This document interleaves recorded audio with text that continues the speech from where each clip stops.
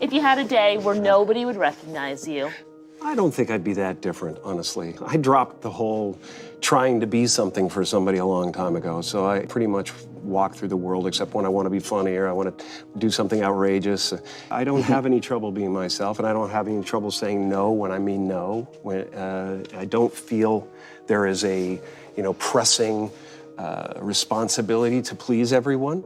I'm not unkind to people. No. I love people. I would much prefer saying hello and who are you and what are you doing today than giving a selfie, because selfies stop the world.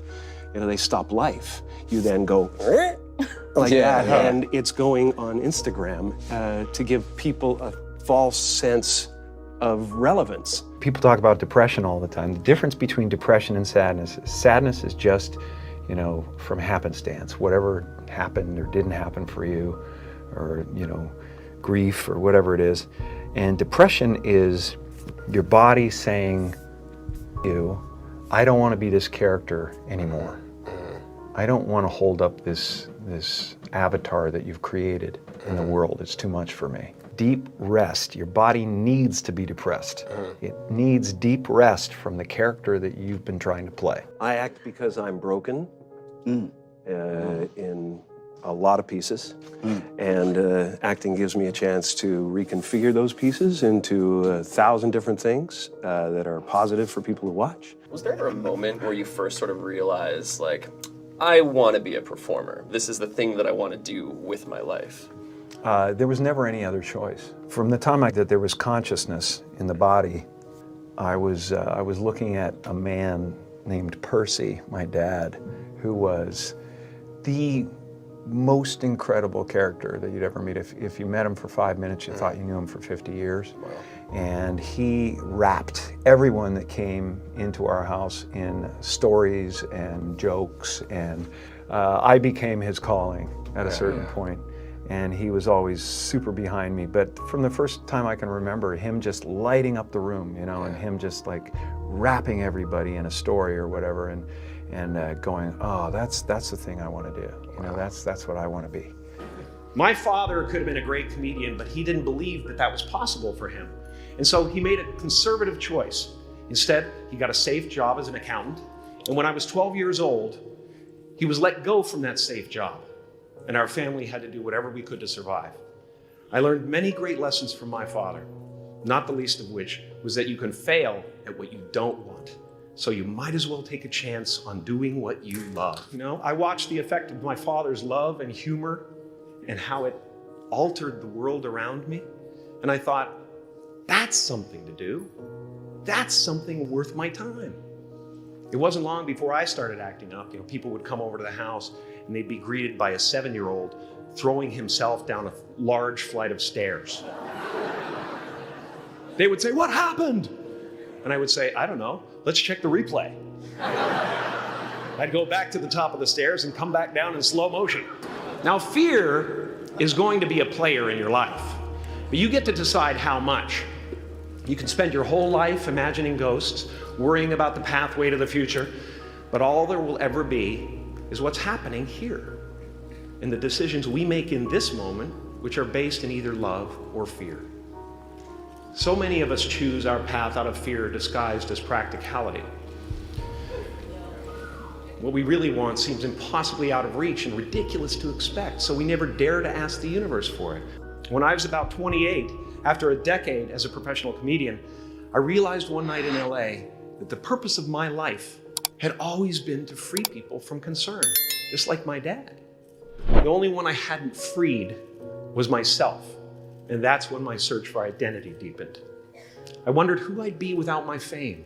Who would I be if I said things that people didn't want to hear? Or if I defied their expectations of me?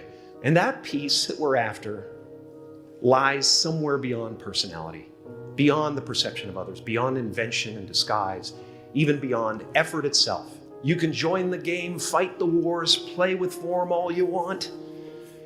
But to find real peace, you have to let the armor go. Your need for acceptance can make you invisible in this world. Don't let anything stand in the way of the light that shines through this form. Risk being seen in all of your glory. Your job is not to figure out how it's going to happen for you, but to open the door in your head. And when the door opens in real life, just walk through it. And don't worry if you miss your cue, because there's always doors opening. They keep opening. And when I say life doesn't happen to you, it happens for you, I really don't know if that's true. I'm just making a conscious choice to perceive challenges as something beneficial so that I can deal with them in the most productive way. You'll come up with your own style. That's part of the fun. You are ready and able to do beautiful things in this world. And after you walk through those doors today, you will only ever have two choices: love or fear. Choose love, and don't ever let fear turn you against your playful heart. What's happening right now inside everybody is they're going, who am I? And they're depressed. People go like, oh, Jim's been depressed and stuff. Well, yeah, I was depressed when I was trying to be the Wizard of Oz. But now I know that Oz is a character. You know, I think everybody deals with that. Everybody walks around and they go like, why am I depressed? Well, it's because you're trying to be something for the world, you know? And as soon as you let that go, better things happen because they're just happening. Right? It's not, now it's just sadness. You know, sadness comes, happiness comes. It's the weather that flies by in the sky. It doesn't sit on you long enough to drown you. A few months ago, I woke up and I suddenly got it. I understood suddenly how thought was just an illusory thing, and how thought is responsible for, if not all, most of the suffering we experience. And then I suddenly felt like I was looking at these thoughts from another perspective. And I wondered, who is it that's aware that I'm thinking? And suddenly I was thrown into this expansive, amazing feeling of freedom from myself, from my problems. You know, when I go to sleep at night, I'm not just a guy going to sleep. I'm two-time Golden Globe winner Jim Carrey going to get some well-needed shut-eye.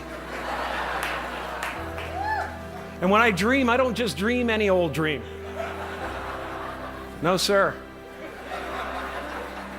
I dream about being three-time Golden Globe winning actor Jim Carrey.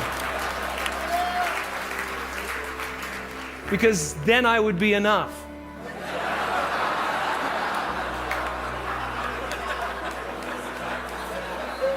It would finally be true. And I could stop this terrible search for what I know ultimately won't fulfill me.